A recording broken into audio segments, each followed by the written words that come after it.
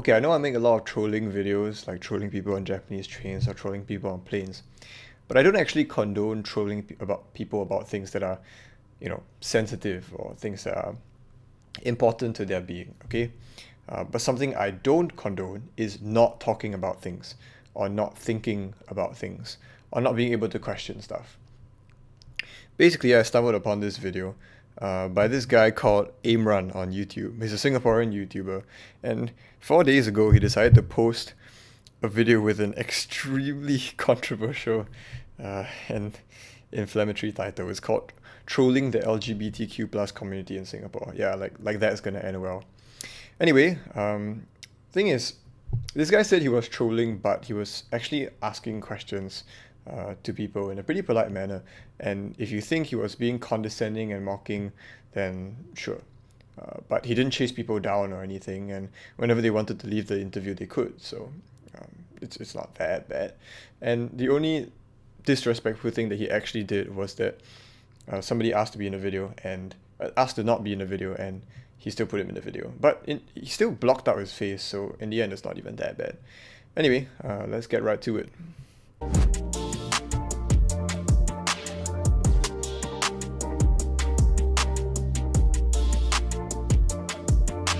I'm not trying to offend anyone, so let's get to straight. What's your pronouns? She, her. Same. Yeah, same. Yeah. Okay, so would you say it's okay for me to identify as she, her? Yeah, nothing wrong what? It's okay. I mean like, yeah lah, nothing wrong. Yeah. Cool. Yes! Is it okay if I identify as a 47-year-old? I mean, if it makes you happy, then go ahead lah. And I'm not, nothing like... Okay, this "if it makes you happy" thing, I'm gonna address it later on, so keep watching. Okay, so it's a yes. Yeah lah. Yes! Okay, cool. What about if I identify as a Chinese? I mean, you can identify as whatever you want, or like it's basic courtesy for me to respect what you identify yourself as. I can identify as Chinese. I think it's really up to you. As I don't think it matters to me. So yes, Yes, it's up Yeah, to so you. So I guess if you I told can just I was a be Chinese then. 47-year-old Chinese woman, is that believable? I mean like... Yeah, you start to that's realize what that you choose they to like describe yourself as, then I have to they realize respect that there's what. something I cannot wrong, come but- to you and say, no, you're a man. Like, I can't say that. It's Yeah, not but similar. If she that's still what says you it's fine. think you are, then God That's what you damn, think you I'm are. a goddamn 47 Chinese-year-old woman. Holy shit. Are you attending? Yeah, I'm attending. Or you're waiting for someone? Yeah, I'm waiting for a friend. Okay, cool. Okay, what's your pronouns before we start? He, him. Okay, cool. Would you like assume that I'm a he, him too? Assumption? No, I'll probably just ask. Okay. Yeah, but So if I identify as a she, her. I'll respect that. And Okay, like cool. What about if I identify as a 42-year-old? a 42, Yeah. age-wise or like Yeah, pronouns-wise? age. Yeah. What's wrong with that? Okay, so it's cool. To me, age is just a number though. Yeah. Okay. he just not. Never mind. Oh, thank you so much. Let's go. Okay, how about if I identify as a Burmese? I don't see anything wrong with identifying yourself as anything that makes you happy. Okay. Even if like, I mean, to some people they might find it stupid that like, you know, they are like on the internet there are people like that identify themselves like meow or whatever. Yep. I don't care. As long I as find you're it stupid. happy, you don't affect anyone. Then like just fuck shit up, you know. You hear this very often from people nowadays, I guess. Do what makes you happy, or as long as it doesn't affect anyone, doesn't affect other people. You know, why do you care? I'm not gonna bother you. You do whatever you want. You do you. And even though I disagree with the individualistic and self-centered direction that society is headed towards, and I'm referring to the "you do you and I do me," you have your truth and I have my truth kind of individualistic. Okay, that's just my definition in this case. Even under this framework, which I disagree with, you still run into problems with what this guy is saying. It's a pretty simple concept actually. So it's because you don't have perfect information. So some people know things about you that you don't, and I think everyone would accept that. Okay, so to give a simple analogy, if there is a bee on your back, a dangerous bee, a hornet, right, on your back, and you don't know it's there, but your friend knows it's there, right? And just because you think it's not there, or just because you don't know, or you don't believe that it's on your back, doesn't mean that that's true, right? there is still a bee on your back, whether you think there's a bee on your back or not. And if you adopt this mindset of, as long as it doesn't bother others and I'm not going to bother you, then the right course of action is to just don't tell your friend that there's a bee behind his back, because he doesn't know what, right? Just ignore the bee lah, just forget about it. But any good friend, and logically, any good friend would tell you about the bee on your back, like, hey bro, there's a bee on your back. Let's shoo it away, right? So the thing is, I'm not even talking about gender here. Forget about the fact that this video is about LGBTQ. I'm talking about truth in general, right? Why would you ever encourage a friend to remain in a delusion that he thinks that there is no bee, right? Why would you ever leave him to be like that? And the second thing I want to talk about is that there's this whole if it makes you happy element. Sure, if I live as if the bee isn't on my back, then I'd be happier, right? And less freaked out than if I didn't. But does that remove the bee? Does that remove the impending danger that there is to me? Of course not, right? Ignorance is bliss until it hits you in the face, or in this case, stings you in the back, right? What you're referring to in terms of happiness, do what makes you happy, is short-term pleasure or short-term peace, short-term happiness, right? And that pales in comparison to long-term success, which is what you're essentially sacrificing if you choose to suppress the truth to make somebody happy. To say, you know what, just live whatever truth you want to live, okay?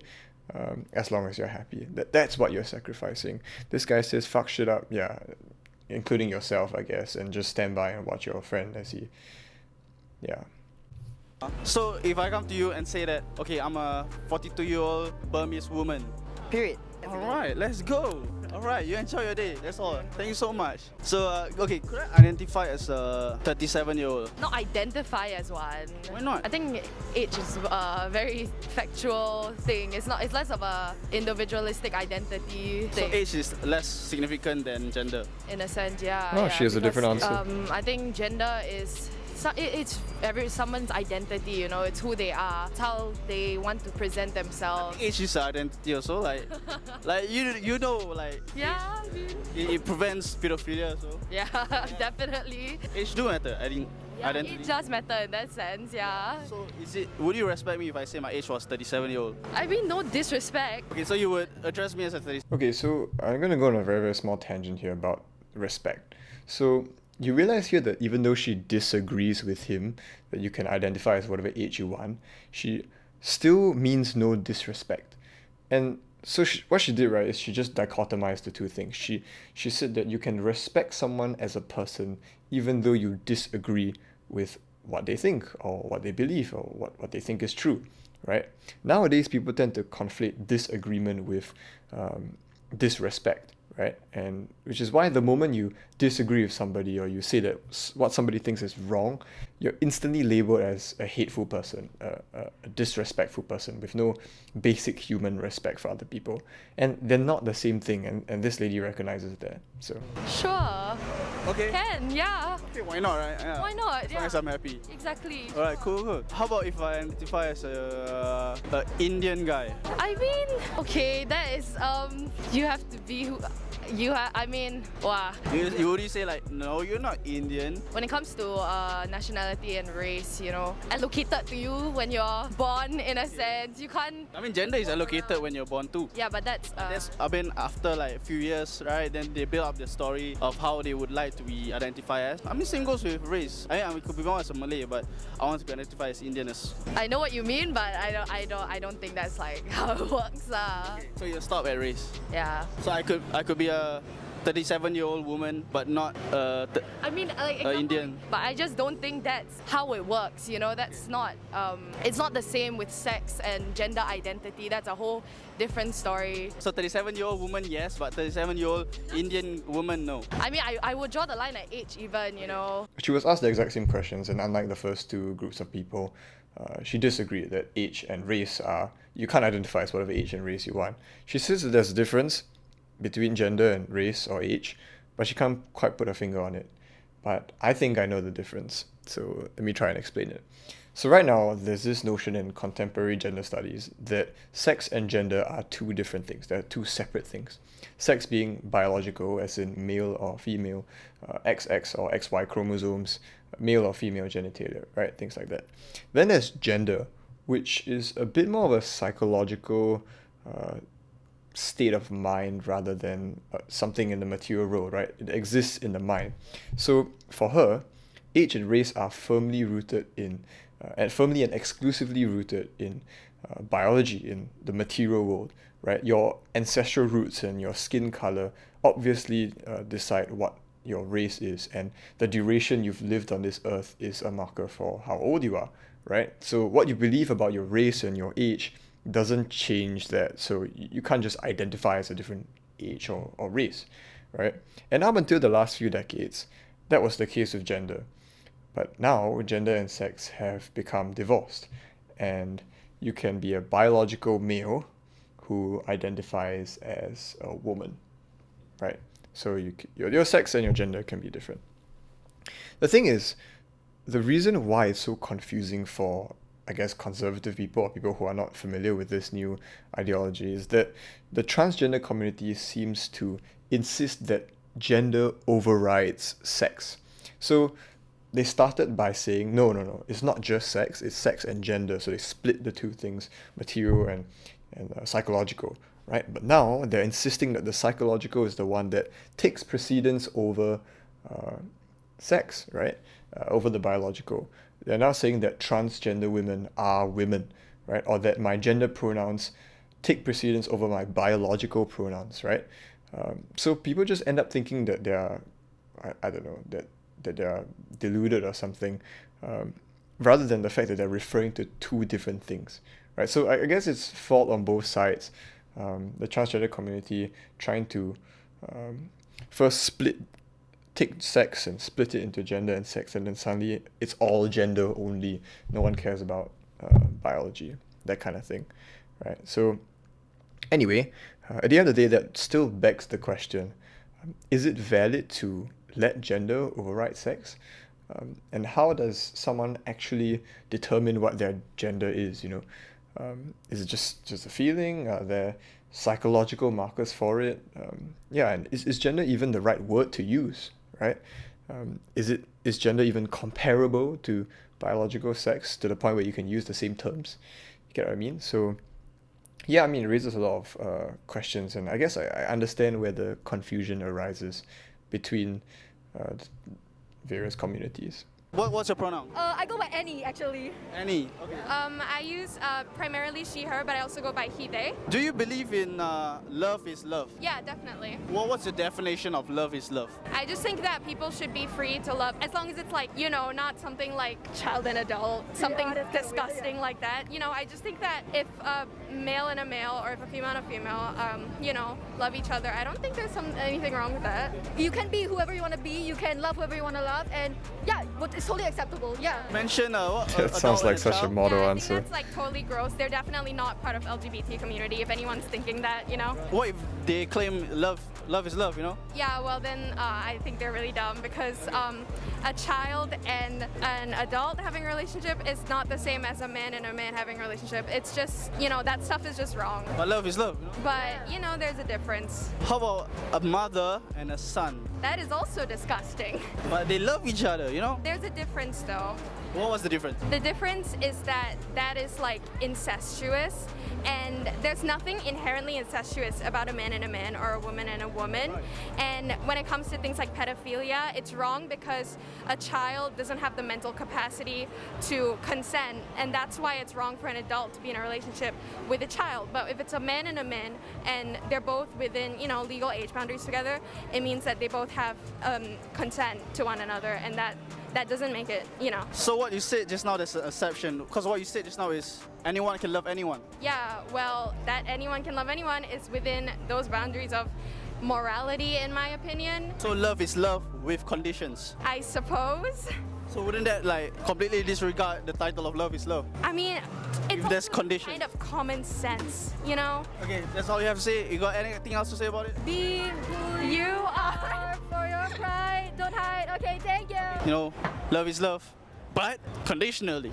You know, there's things you take note. So love is not love. You know.